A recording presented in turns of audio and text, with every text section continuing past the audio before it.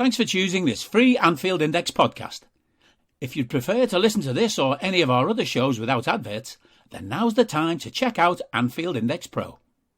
With AI Pro, you can supercharge your entire listening experience.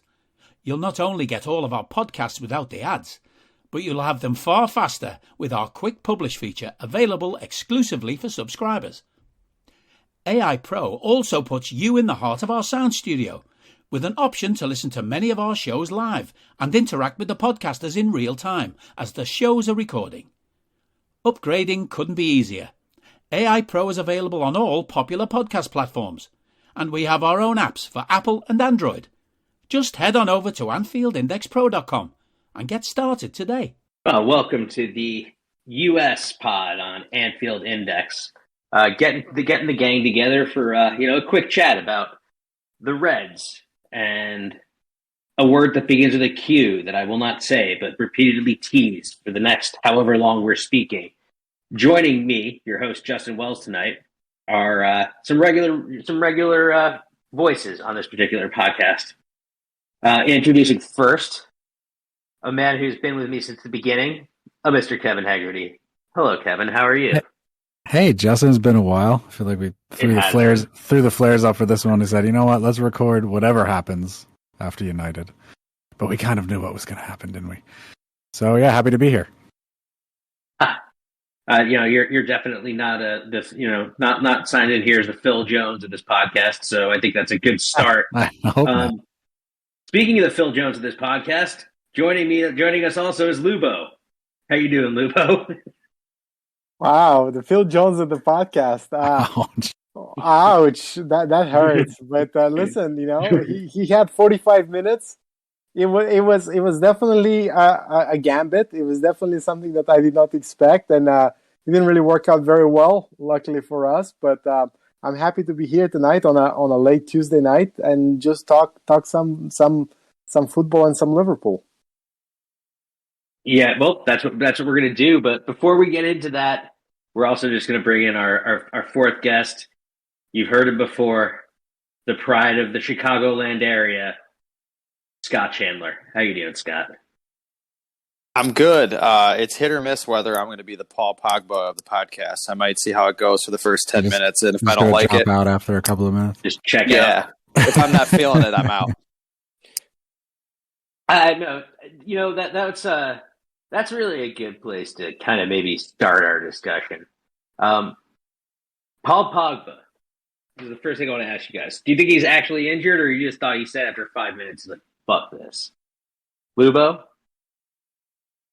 I didn't even realize that there was something wrong with him. I just saw Lingard warming up, and I thought Rangnick is over-engineering it. He realized this 5-3-2 is not going to work, so he wanted to bring in a midfielder with legs. And then I realized, and then I saw that Pogba was limping off. So I have no idea. I didn't realize, I didn't know if he got injured or if there was a tackle or what happened. I was as surprised as anyone to see him come out. I was not 10 minutes or so. So I don't have an opinion. I don't have an opinion on him. How about you, Scott? Do you think that he tapped out, or do you think he actually was hurt? I think it's a bit of both. I think both he and Ralph Rangnick wanted a face-saving excuse for just to have him out of there. He didn't want to be there, and I think Ralph saw him just blatantly not give a shit as half of our team stormed down the other end and put an easy goal and was just like, I got to get this guy out of here. But if he had hooked him off purely tactical substitute, I mean, all the narratives would have exploded. So Pogba and his, actor's limp, I think gave him saved him a little face. It had shades of Paul Pierce coming out of the NBA Finals, acting like he needed to be wheelchaired off, and really he just had to take a number 2. And Kev, do you think he tapped out? Number 2 would have been a better excuse. Yeah, they call that the Lamar Jackson. Yeah, I think. Yeah, I mean, I honestly think it's probably along the lines of what Scott was talking about. Pogba doesn't want to be there anymore in the club, let alone in this match. And he probably did felt something. They're saying it's a calf muscle thing, and he probably felt something slight and went, well, there's my excuse. And then that was it. So, and I feel like it'll be like that for the rest of the season. So it's been nice seeing you, Paul. Enjoy greener pastures, wherever those are. Yeah. So I think that actually brings me to the first thing I might want to talk about. This is a non-Liverpool topic, but I do think that it's kind of fun to see exactly what you guys are thinking here. Who do you actually think is going to finish in fourth? Kevin, I'm going to start with you. Jesus. I did not see that one coming. I don't a couple, maybe a week ago or maybe even one game ago, I would have said Spurs, surprisingly. But 3 weeks ago, I would have said, it's easily Arsenal.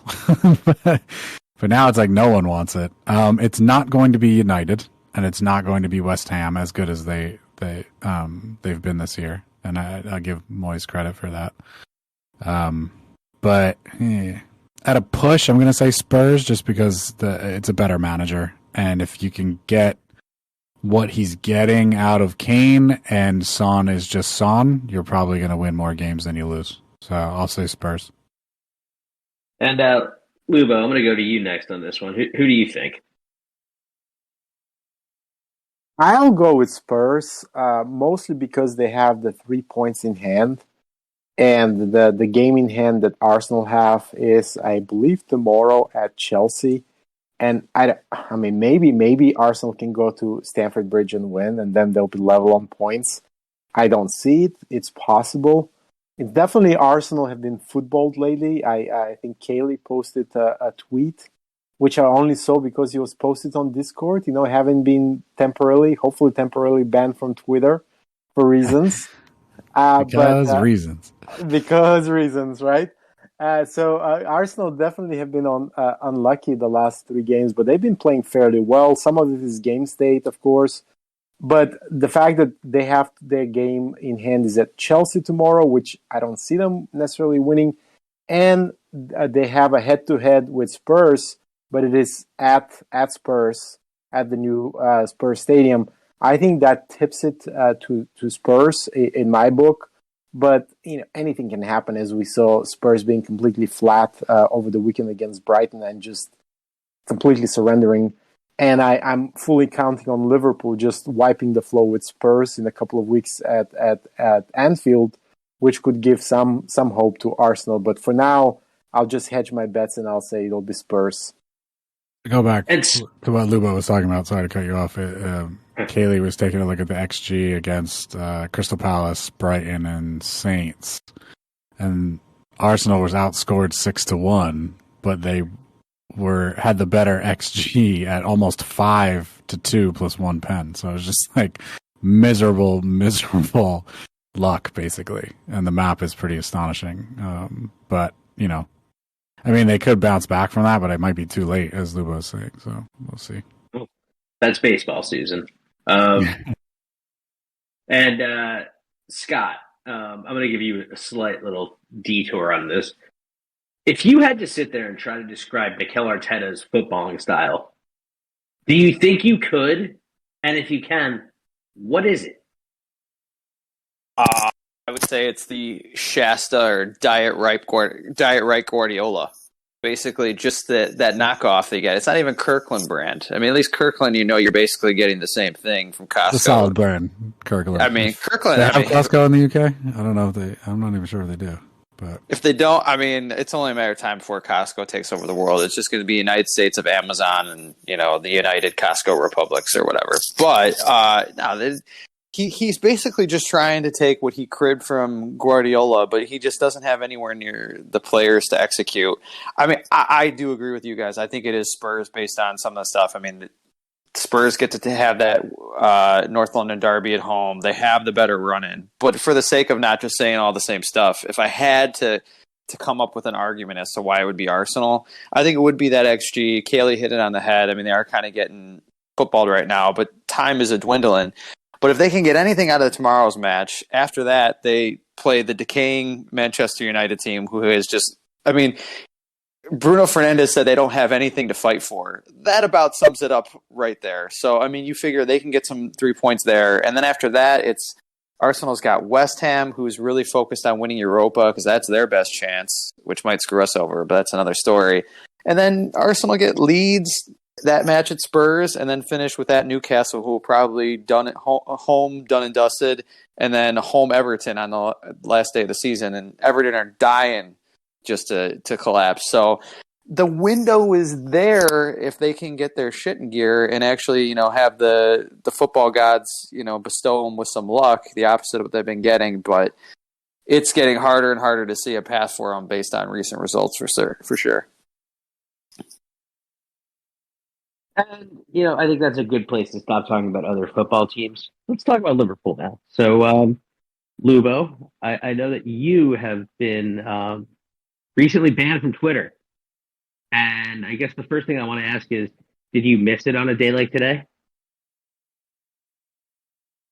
Yeah, probably the day like today, and mostly because you just want to go on Twitter and just brag and retweet stuff and all of the fun tweets and post other tweets and just join. And that meme of Squidward looking out the window and seeing SpongeBob and Patrick Star running outside, and that was a little bit like me today.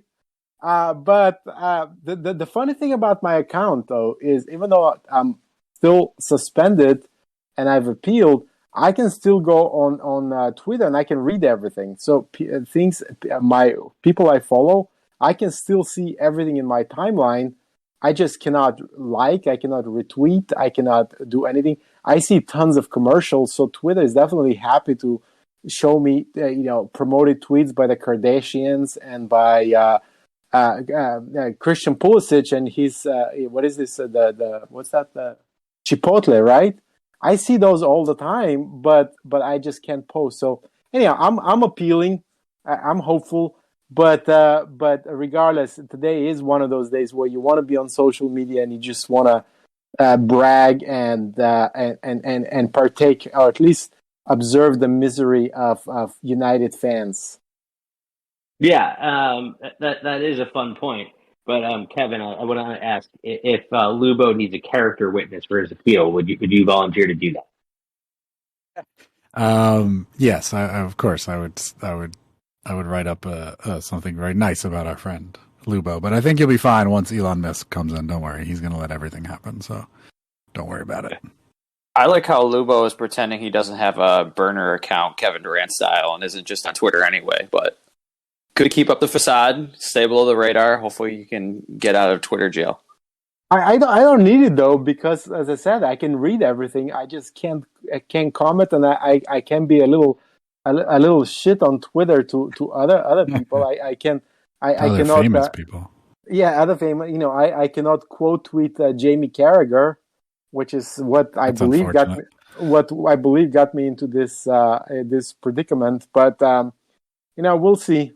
Let's see if Twitter's standards and appeal processes work.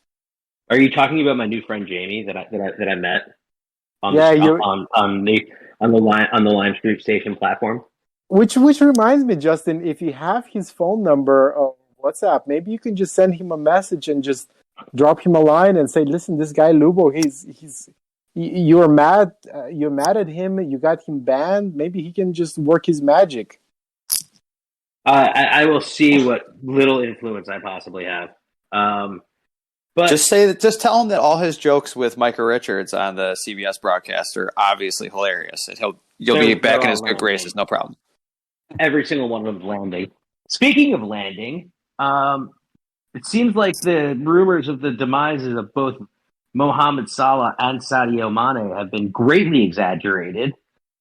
Salla recently, as everybody knows, unless you've been living under a rock and this is the first Liverpool content you're consuming in a long time, in which case I have to ask you why his podcast. But it seems as if, some of Mo's all-around game had been underappreciated recently, while the goal scoring hit a little bit of a rough patch. But that was resolved today. And then Sadio Mane seems to look quite reborn in the number 9 role. And I just want to understand what you guys think about the futures of those two as it goes for this season and beyond, and whether or not you do see a future with both of them at Liverpool, or if you do think one's going to be moved on. So, Kevin, it's often been said that the two of them also look, maybe don't get along, but watching the two of them play together, they look like two guys who really get along. Yeah, I don't care if they play like this. I don't care how they feel about each other. Don't have to be friends with the people you work with, right? But again, as far as the future is concerned, I think we should be doing our parts to sign Salla to a long-term deal. I think he may be the only exception I've felt in that sort of space in a long time, because I'm usually the one like, well, he'll be this age when you sign him for this much, and then where this is sort of a sunk cost, and I'm more the analytical side there. But I think with him, it undoubtedly he's one of the greatest Liverpool players we've ever had. And as you said recently, did he need a goal from open play? Yeah, probably. But you could see against City, and you could see in a few of the other matches that the things he was doing the right things. It just wasn't hitting the back of the net for him. But then, it only takes one game to turn yourself around. So here we are. As far as both of them being here, sort of long, or say medium term, because I don't know how long they'll be around, but I don't see it, unfortunately. And I think Mane will be the one to go, but this is based on literally nothing. It's just a thought I have. We seem to be a stacked squad right now, but I think we're probably after a few more acquisitions to sort of turn over this entire group of players very slowly. And it just makes sense looking at the front line that probably one more will leave and we'll bring somebody else in. I don't think Bobby's going anywhere. I think he'll be with us till he's 80. So yeah, I think Mane will probably go. I'm not sure if that means like this summer, but I think he'll go within the next I would say the next 3 transfer windows. He probably won't be here anymore. And hopefully Mo signs, because if he doesn't sign, then obviously he's the one. But yeah, I'm happy to keep both of them as long as they want to stay, because it's not my money. But if I have to think analytically, I think you sign Mo to, something substantial, and then you look at what you can do with Mane in the market to better our position. And Lubo, do you share those thoughts? And also, I want to get your thoughts on what you do see as Bobby Firmino's long-term role in the team. So obviously, Mo is a no-brainer, and I believe that there's a deal in place for him to stay, just because he's so unique. He's so good. He's also so unique, and he's so instrumental to the way we play. And he has the profile of someone where you see now. It's a lot of it is there. There are still goals where he just sprints down the wing and he scores, but more and more it's around his creativity and his ability to create for others. So I do hope that Mo stays and we see an announcement of a new deal. Sadio is an interesting character because as you may know, I've been one of his biggest fans on Discord and Twitter as well over the last couple of years, and I've always believed that looking at his underlying numbers and shots and other statistics, that he was mostly fine. He just had this really terrible season. Well, a couple of seasons, but I kept believing that he'll bounce back and he will, he'll revert to scoring goals and being a top level striker. But you do question, having a 30-year-old. He just turned 30, I think, a few days ago. Having a 30-year-old winger. When do his legs give out? And I think that the move to a number 9, to move him there with Diaz coming in, and I think Jota is more comfortable on the left wing as well, even though he can play the number 9 as well.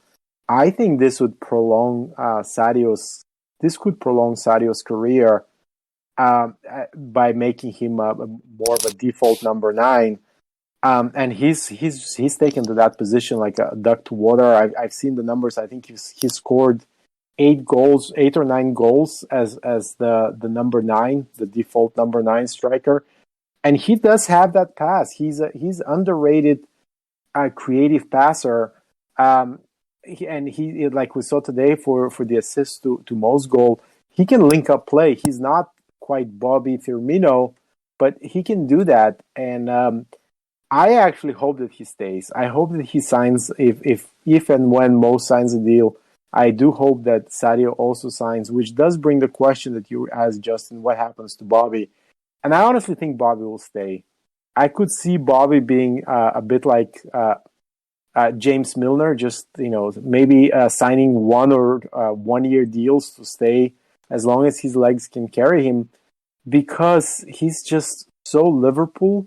He's not going to play as many games, but there will be games where he could come in, he could do very well, and I think he's just such a big part of that Brazilian, South American, Spanish group of players that we have, that I think just like with Milner, those intangibles or things off the pitch could play a role. And I could just see Bobby wanting to stay for as long as Liverpool would have him. And I think Klopp has all the time in the world for him. So I could see kind of 1 year deals for him for another 2, 3, 4 years until he's had enough. His legs have given up, and then he just moves on. Just a couple of things on that actually made me think there, Lubo. I actually never thought of that. Moving Mane centrally might extend not only his career as a player, but his Liverpool career. Because if he becomes even an even greater asset in that position, then his value to the club goes up. And as we know, every player has a value to us. So maybe he does stay pending, we could just release him as the number 9 when we know he could play in that. Now, sometimes you need somebody like Jota or sometimes Bobby, depending on who you're playing. But it could be another reason for us to keep him around, and then you just fit the pieces in, around that position, because he has backup built in Bobby and Jota could play wide as well. And you could move Bobby to midfield, to be honest. And the second thing I want to say was, it's interesting that we're talking about these two players based on when they came to the club, because Bobby's the epitome of that sort of horrible relationship between the manager and the transfer committee, and the transfer committee getting the player right, and us just not using him correctly until the right manager came in. And then Mane, who we're talking about, is sort of the beginning of the Klopp revolution, where we take this player who, for all intents and purposes, destroyed us. But he had all the pieces, he has all the tools, and our team, and obviously Klopp thought he could be even better. And again, they were correct. And I think it's just really interesting that we're talking about these two right now, these many years later, and they could still have an impact on the club. And if you just listen to how Klopp speaks about them, in I think it was the pre-match program for the FA Cup, Klopp had several paragraphs on Sadio, and if you just read how Klopp talks about him, and obviously Klopp says a lot of things, and you can't believe everything he says, but just you could feel that Klopp has all the time in the world for Sadio. He has all the time in the world for Bobby, possibly even more so than Mo. And even though Mo makes the most sense to extend from a purely player perspective, but just the way Klopp speaks about Bobby and Sadio, you could guess that he would just literally he would keep them forever if he could. I think the forward James Milner comparison is pretty good. I mean, if you go back and look at what Bobby has featured this season, he obviously played a lot. When Mo and Sadio were at AFCON, I mean, that was by necessity. You had to play him. We only had so many options, even with bringing Diaz in. And, then after they came back, he kind of got phased out a little bit, but featured, some big goals in limited time against Inter and Arsenal.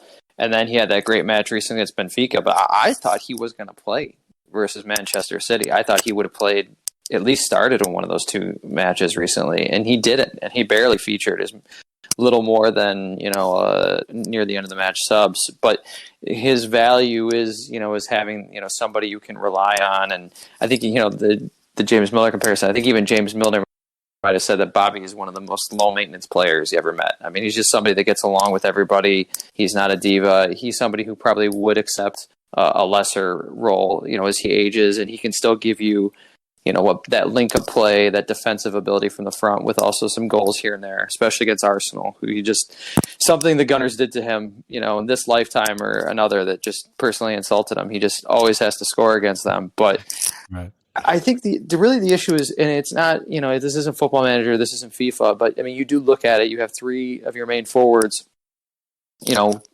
one of the least was being phased out, and Mane's having kind of a revolutionary or rejuvenation. He's back to approaching something a few years ago, and he's thriving in a role. But you're going to have to make a choice at some point. And the issue with the three of them is Bobby's transfer value is not nearly going to be as high as the other two. Mo is arguably one of the best players in the world. And even though Mane is not far off that, you think Mo is probably the one you'd want to keep. So by process of elimination, if Mane has a high transfer value this summer, now might be the time while his contract is still in doubt. If Mbappe leaves PSG, maybe a French-speaking player is a natural transition there. The problem is, I think a lot of these teams are going to find is there's just only so many spots for these players to go. If Mo were to leave, where is he going? Who is going to be paying for him? So it's PSG, and that's it. That's the most Salla market. They're the only ones left. Because if Real's signing Mbappe, they're probably not going to go sign Salla as well. Yeah. And Barca don't have any money. They don't have any money, and Madrid seems dead set on Mbappe. Maybe if Mbappe decided to change her heart Newcastle.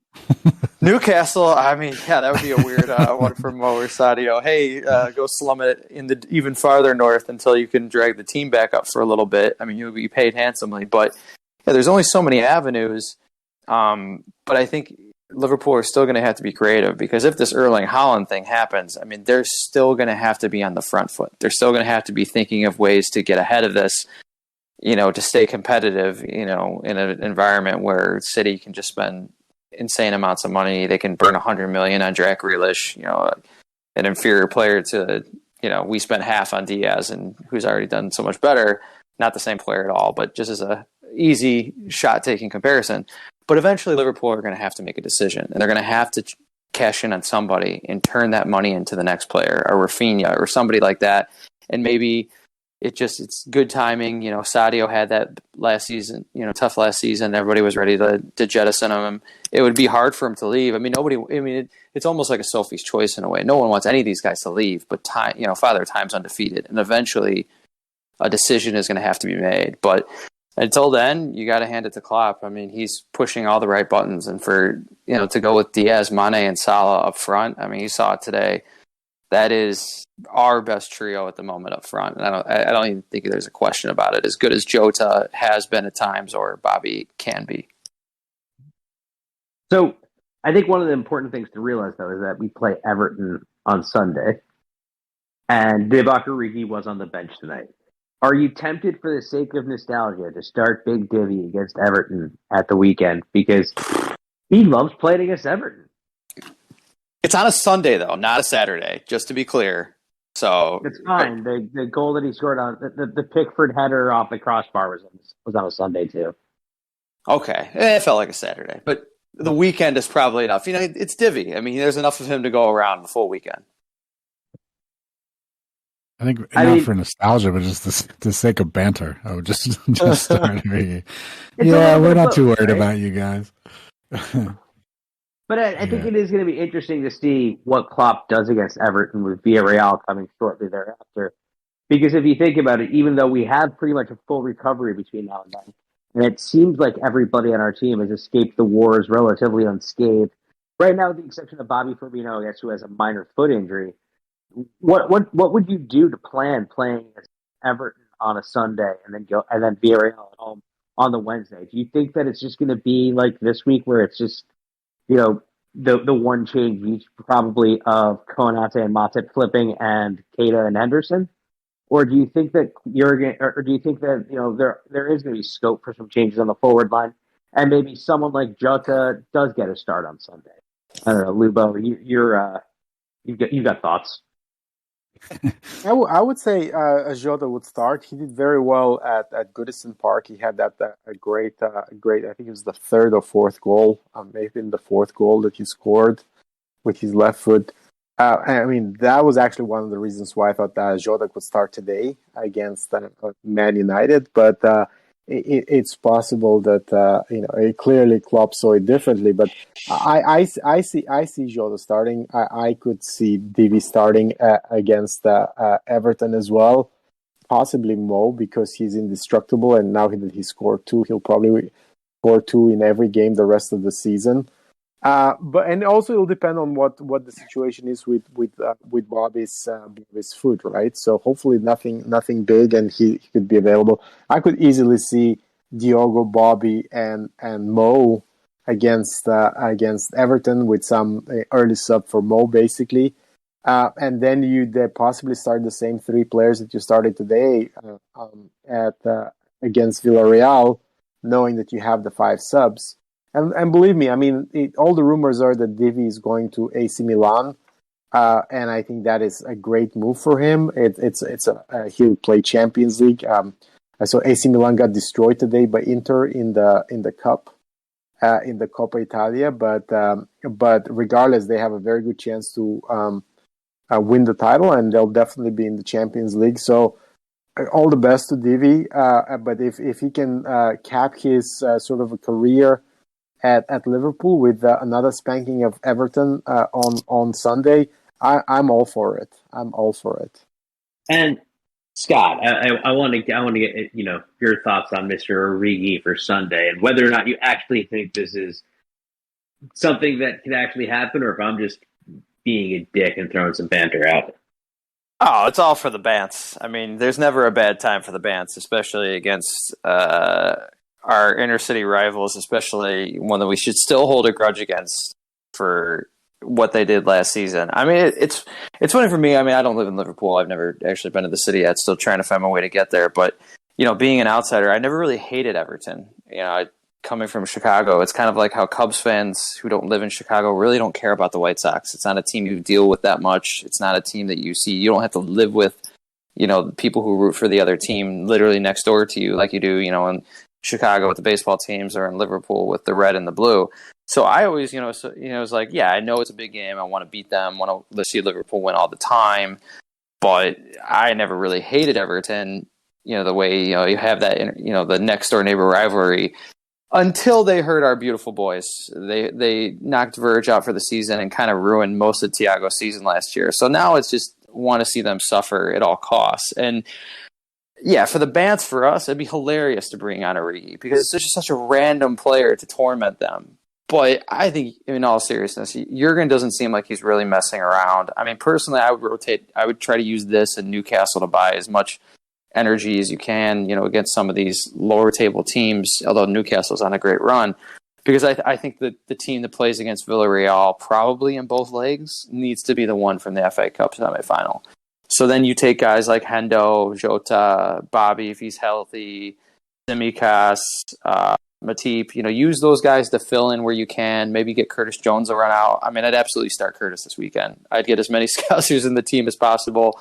They know what this kind of occasion is like. But what will Jurgen do? I mean, it'll probably be pretty strong. I mean, I would personally be resting Mo, but I wouldn't be shocked to see him out there. And if he goes full force, maybe he'll just say, let's blast him for 45, 60 minutes and then call the dogs off. But I would hope we try and buy some energy, because if we're going to do this thing, the word that starts with a Q that we're not going to mention, we're going to have to use the squad. And the good thing is they're as healthy as they've ever been.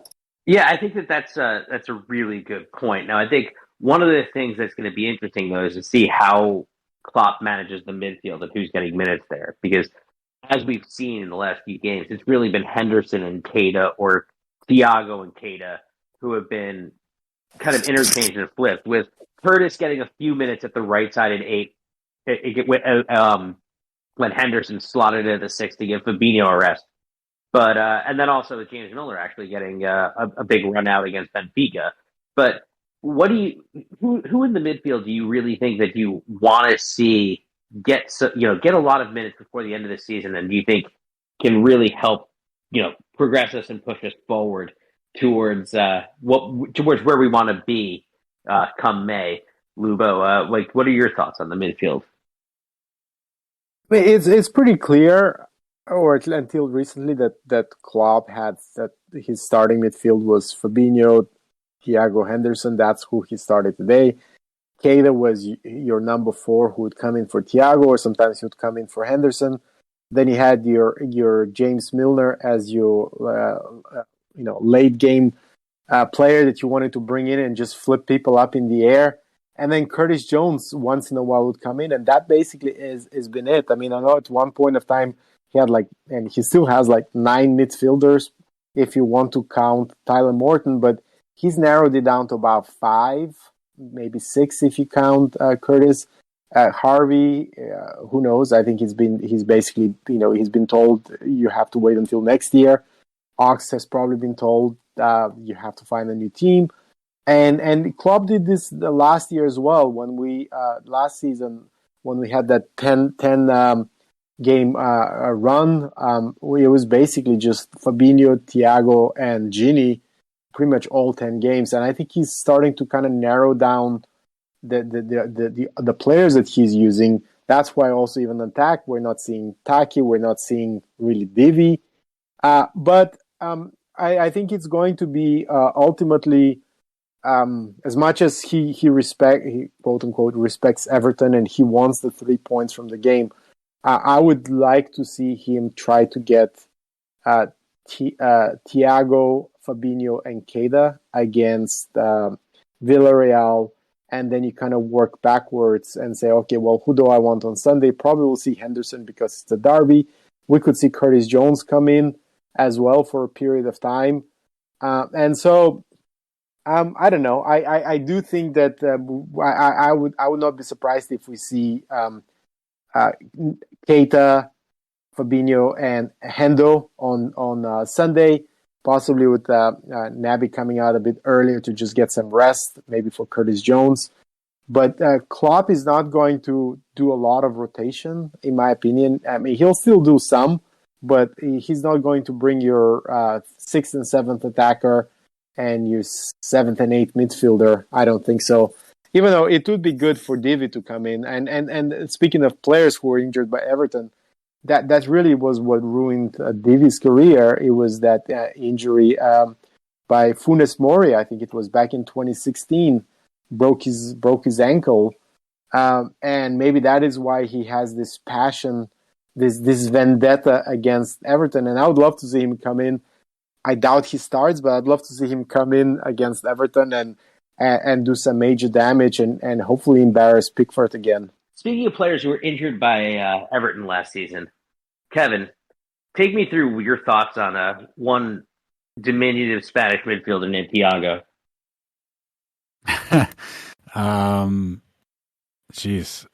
Today and the last match, I have to say, he was the best midfielder on the planet. He looked like he was. I saw it a few times on Twitter, like a Harlem Globetrotter. He was just toying with them. It looked like it was a lot of fun. He was having a lot of fun today, and it was just. I don't know, and he's been in the game a long time, and to be able to still do the stuff that he does, and to find the space, and to use his body the way he does, and even though he does have sort of an injury track record, it's pretty immense.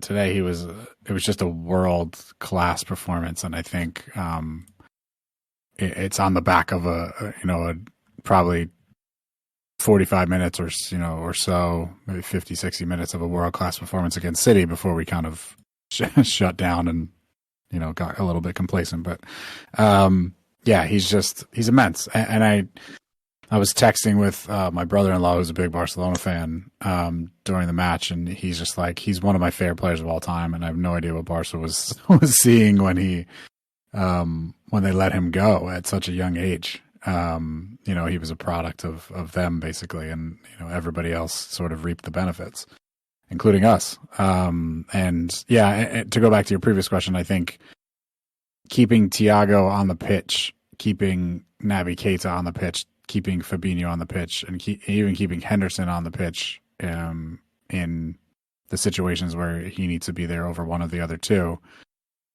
is going to push us through what we need to be pushing for. And I say for with pun intended.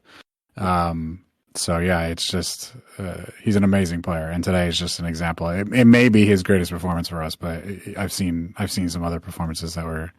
It just shows how great he actually is. He's such a world-class player and one of the best midfielders in the world. And Lubo, coming off the back of what Kevin's saying, I'm going to make a point. I want to know if you kind of agree or disagree with it.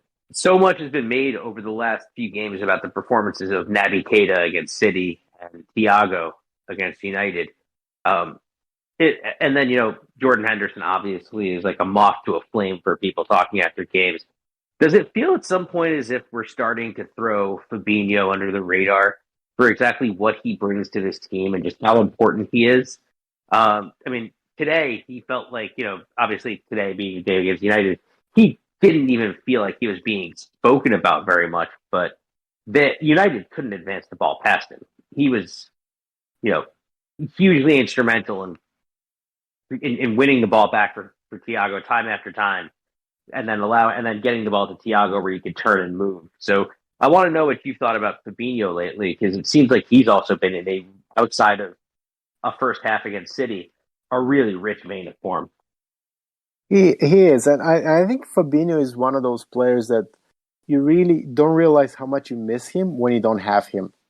And I think it was especially last year when he was moved to center back, and he played there, and he was a very good center back. But I think what you realize then is how much the team defensively suffered, not because he was at center back, but because he wasn't in midfield. And you saw the number of through balls that are going in, and the number of balls behind the center backs that are going in, and you realize ultimately, and Klopp has admitted to that, the problem was that Fabinho just wasn't there to intercept those balls, to make those tackles, to be in the right positions, and honestly, I agree with you. I mean, I've been watching him, and he's still the same Fabinho. If you look at the numbers, he's still in the right positions. He's intercepting. He has had Naby and Thiago on either side who have just put up some monster performances. So he hasn't had to do anything beyond just being himself, being in that middle of the pitch and just screening the center backs. And I think that is just fine for me. I'm not sure that Fabinho necessarily wants the plaudits either, but as long as he remains healthy and he can continue to play and to allow the team to have that platform in front of the center backs for the eights and then the attackers to express themselves, I think that is just perfect for him. I think that's just perfect for the team. Fabinho can charge forward too. I mean, I think you're right, Lubo. You want him at his best when he's just breaking up play and kind of just refusing to let anybody pass him. But we've seen him. I mean, he can pick out a pass, that lob ball over the top that's unlocked a few defenses, or that screamer he had at Anfield in the 3-1 versus City in the title-winning season. I mean, that's what he has, and he can bring out when it's necessary. But when you actually surround him with midfielders where he doesn't have to do the creative work, he can let Thiago control everything, and then have Naby be the one to, really be the one progressing up the pitch. I mean, it really makes it easy on him and simplifies what he has to do. But even today, I mean, Henderson played well and was probably one of the best versions we've seen Henderson. Having someone that next to him allows him to do the things that he's best at. But I mean, if down the stretch here, it would not shock me if there was a couple moments where he got involved in the play moving forward. And that just speaks to what Liverpool have. When they're at their best, it's just relentless. I mean, the commentators brought it up today. It was just, even when we lose the ball, we get it back right away, and then it's right back down into the final third. And when you're just relentless like that, and there are multiple players who can do that, Joel Matip, we love a Joel Matip, baby giraffe, dribble and run. We love it when those things happen. But there's just so many players on the side that can do that, and I think that's what makes them special when they're at their best. And we've seen that, the first 45 minutes against Benfica, again, first 45 against City and pretty much all today, although a lot of that is just how bad United are, that they couldn't put up much resistance, but it's just breathtaking. I mean, it literally leaves you, it's just one move after another constantly, and that level of intensity is what separates us from virtually every other side. Your Fab's an interesting player because I do like, obviously he can score a rocket, and he's one of the better penalty takers I've ever seen. Just Oof. Yeah, like you could have two keepers in there. But he's interesting in the fact is that he's in a role. He's such a good player, but he's in a role that if everything goes right in his role, nothing happens. And that's his whole job, is to create nothing from happening, right? So it's hard to quantify his importance to the team because when if he has a game, even like today where, there was, you could say there was like 11 stars on the pitch. I mean, Allison didn't do much. He had a great save for an offside thing, but it's just, it gets kind of overshadowed how important he is to us. And he's got to be, if he's not the best defensive midfielder in the world, he's one of a couple, maybe him and Conte, I don't know. He can make arguments for either, but so if he has a day like today, nothing happens, So it's hard to quantify, and I think that's why he gets a little bit underappreciated. But and then some days he comes and scores a 40-yard rocket, and you're like, oh yeah, he could do that too. So yeah, interesting player. There were several instances today that I was noticing where Fabinho would just back up Thiago, would back up Hendo. So when they would be counter pressing, and a lot of the counter pressing was happening on the sides, and it'll be interesting to see when we get the next Under Pressure podcast and look at the numbers and look at the dashboards that Dan Kennett posts in the chat. But it felt that depending on which side of the pitch the counter press was on, there was always Fabinho was there to either team up with Thiago or team up with Hendo and just retrieve the ball, and you could just see his long legs just sticking out and just getting to the ball and trying to intercept, trying to tackle, and then we're able to recover the ball. And that is a little that there's so much of that I don't know, dirty, unglamorous work that just happens, and exactly like Kev was saying, you don't really notice it unless you really look for it. But he was all over the place today. But it was always in pairs. There was so much of it was just backing up either Thiago or Hendo to just help intercept or recover the ball. So we're going to switch gears to a closing topic to take us on home now. And the one we're going to talk about is we played Chelsea in another final. I want to know just what you guys expect for the FA Cup final, and if you think that it'll be any different than any of the other times where we've effectively played Chelsea to a stalemate the entire time. I, for one, happen to think that if we have Thiago available for that game, we might actually wreck them because they really still haven't seen Thiago from the start from us. So, Scott, I'm going to go to you first. I mean, Thiago would be such a improvement over it. I mean, it felt the League Cup match was really unfortunate because you could see it on Thiago's face just how much he was crushed. And certainly the day ended well, and all's well that ends well. But, I mean, that was a wild game because there really was no reason for that match to end 0-0 and go all the distance. I mean, there was plenty of chances, maybe some dodgy VAR calls, but we'll take them. It worked out for us. But you figure you play that game 10 times. How many times out of 10 is it really going to finish 0-0? That might have been probably the only one just because of how chaotic it was. So if you have somebody who can calm down some of the chaos and stop, help us control more, we probably limit some of their chances and still have some of ours. And I think one of the biggest things for me, though, it is interesting watching Chelsea play is they do seem to have this, they might have figured it out up top. They might have figured it out with Werner, Mount, and Havertz, who are playing very well. I mean, I like Lukaku. I think he just really should never have gone to Chelsea. He should just stay away from there, because when he goes there, that's where things go wrong for him. But that's the thing for Chelsea. I mean, they were so good, at their best at the end of last season and to start early this season. They were so at their best when they were playing defensively. It's just they were relying on unsustainable goals from defense and other places. And as soon as those goals dried up, they also were relying on some aging players at the back. Things just kind of fell apart for them. But they'll be difficult. I think the proof is in the pudding. You play 270 minutes of deadlocked football, only separated by one penalty out of 11 each, because Kepa had to take one. I mean, it speaks to the closeness of the teams when they actually face off. If the table doesn't, we're still in for everything. They're not, but I don't think it'll be pleasant by any means. They're I hate Chelsea.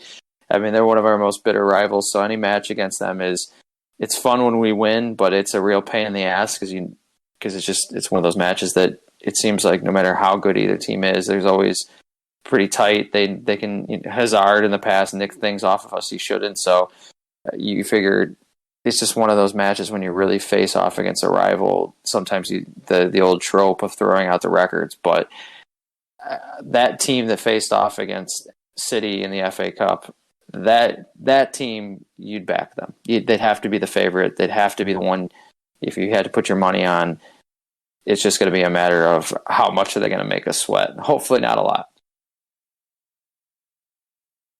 And Lubo, do you think this time it's going to be different? Well, it's going to be a tough match, and as Scott said, we've had 3 games with nothing to separate us. And in fact, if you go back even to when we had healthy teams, if you go back to the Super Cup that we played against them, we again beat them on penalties. I think and we had Adrian in goal, and he saved one.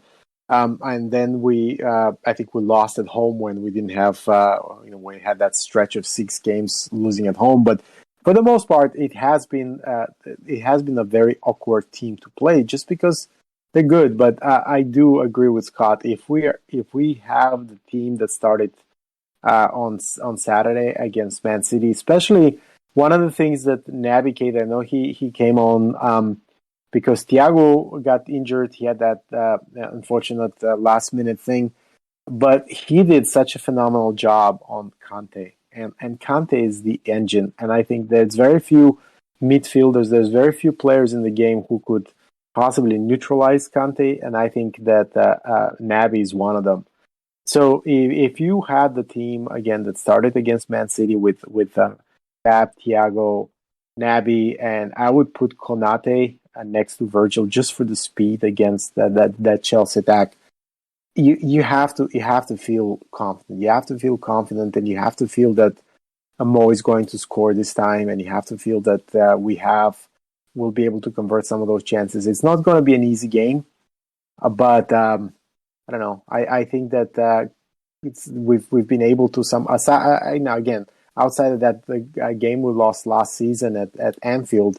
Somehow we've been able to make it across the line, and I'm hopeful that we can do that again in the FA Cup final, especially because Chelsea, even though they're out of the Champions League, they do have a lot of games to play. Their schedule is not that much easier. They have some injury situations. They're still not everything is perfect with them, and I feel that with enough luck, with everyone staying healthy and Klopp being able to put the right lineup, we should be able to win the FA Cup.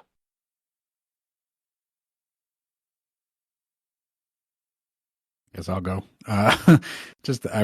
Honestly, just echo the other two. If that Manchester City semifinal team is able to play, caveat being that the FA Cup final is before the end of the season, so we have lots to think about around that time. Hopefully, that team should be able to beat all comers. I would think.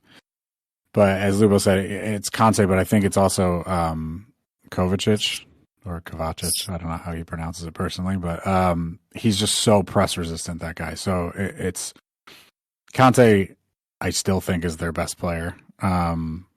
It's one of these positions like we were talking about with Fab. It's just so important to a team. He's a slightly different player, than Fab, but he's sort of playing the same sort of idea. But and where we facilitate to Naby or, more importantly, Thiago, they get it to Kovacic and then they're off and running from there. And Kovacic can hold the ball like Ronaldo used to be able to, and the way Keita can for us and Thiago to an extent.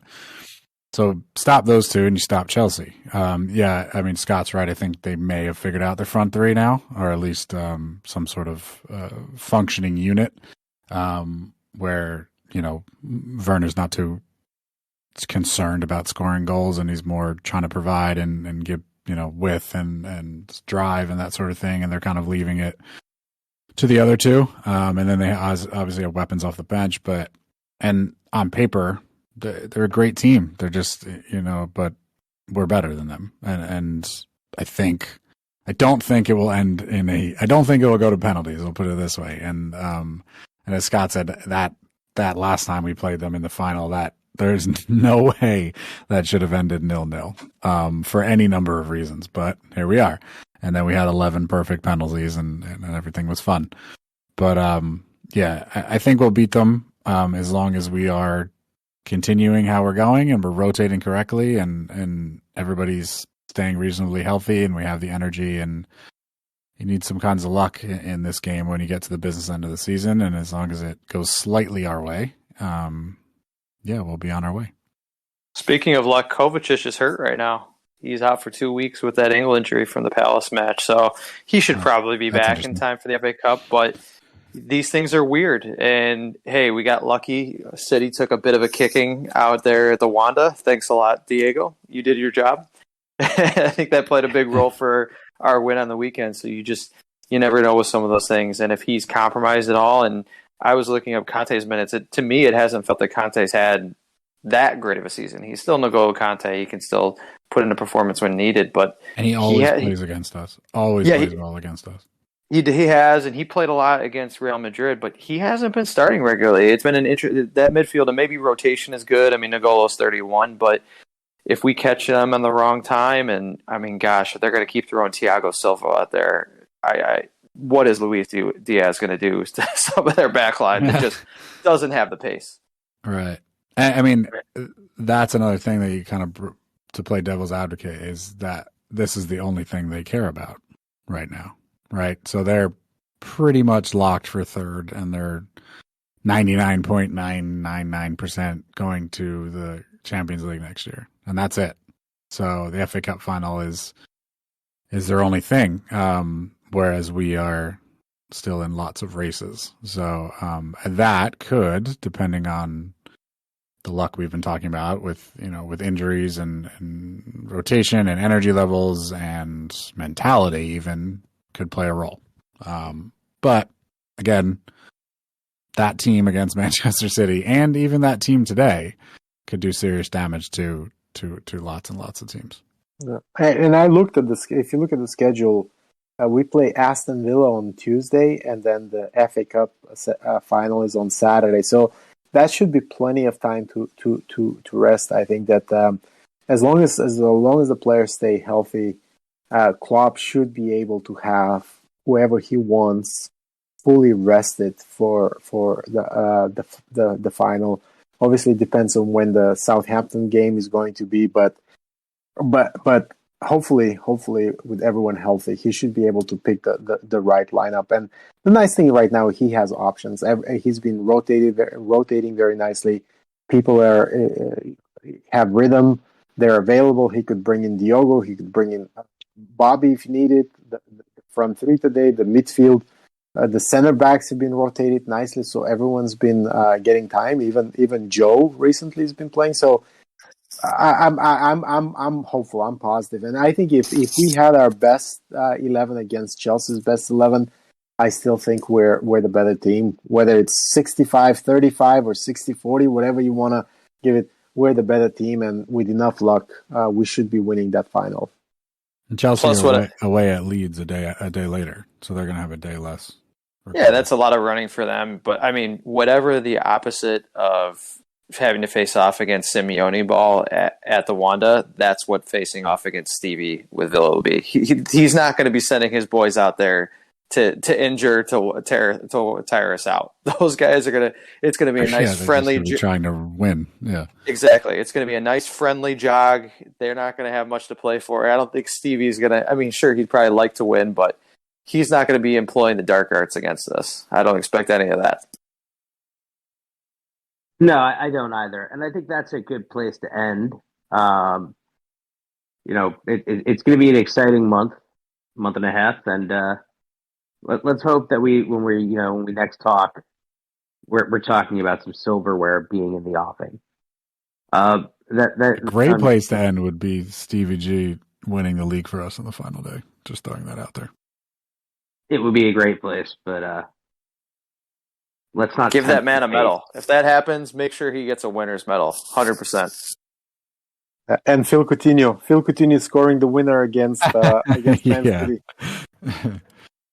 Hey, if Lallana scores this weekend against City, he can have a medal too. Medals for everybody. Handing out medals. Tomorrow. Well, tomorrow, that's right. The winning goal in the 89th minute. I'll take a dour 0-0. I would too. Yeah, that still accomplishes what we needed to. But I think that is now a good place to end it. Thanks to anybody who chooses to listen to this. And again, if you've lived under a rock and this is the first football podcast you're picking up in a long time, how did you get here? We hope you enjoyed listening to this Anfield Index show. Please be sure to subscribe to our channel so future podcasts find their way to your device automatically. There's nothing quite like fan engagement, and we'd love to know what you think of anything discussed on this show. The best way to get in touch is over on our free Discord community, where both podcasters and listeners debate the hottest LFC topics 24/7. Sign up free now at AnfieldIndex.com/Discord. You won't regret it. You can also follow us on Twitter at Anfield Index and find us on Facebook by searching for Anfield Index. Oh, and before you go, we'd love it if you could leave us a 5-star review on your favourite podcast app. It only takes a couple of seconds, and it means the world to the people who create these free shows.